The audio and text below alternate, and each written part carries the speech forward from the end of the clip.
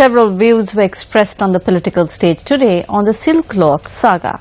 Mahinda Rajapaksa is saying that Lalit Weerathunga acted upon his orders. Public servants are a group of henchmen who are supposed to take orders from politicians. Lalit Weerathunga's wife was the chairperson of the Securities and Exchange Commission at the time. She was influenced and was ordered to operate the exchange rates as well as the activities at the commission according to political wishes. After much tolerance, she resisted and said no. She said she would be stepping down from the position as a state official with a backbone. He wouldn't have had to face this fate if he had served as a state official with a backbone.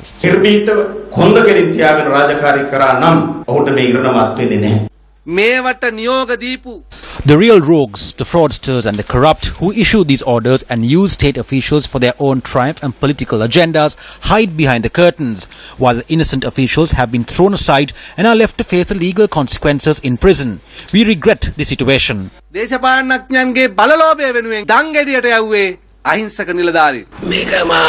is a crime which is unbearable to this earth. The people are quite disappointed about it. We are collecting money to pay for their fines. We are not rich people, but it is our duty. We started collecting yesterday.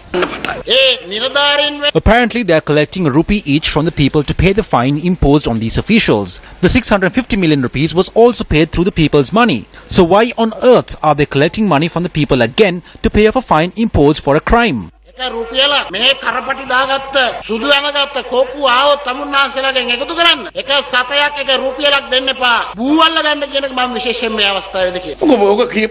If Shashindra Rajapaksa, Basil Rajapaksa and Mahinda Rajapaksa admit to this, it will all be over.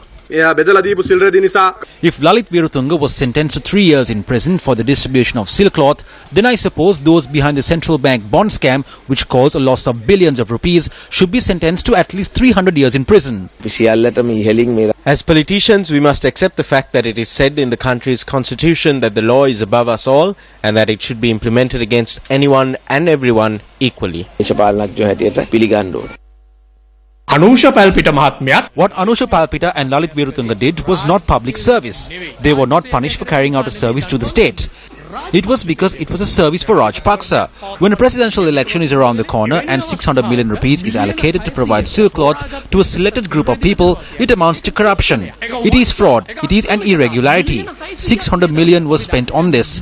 You could have used 600 million to buy silk cloth for the entire country. They thought of the Buddhist people as a weak community that would give their votes when silk cloth was distributed.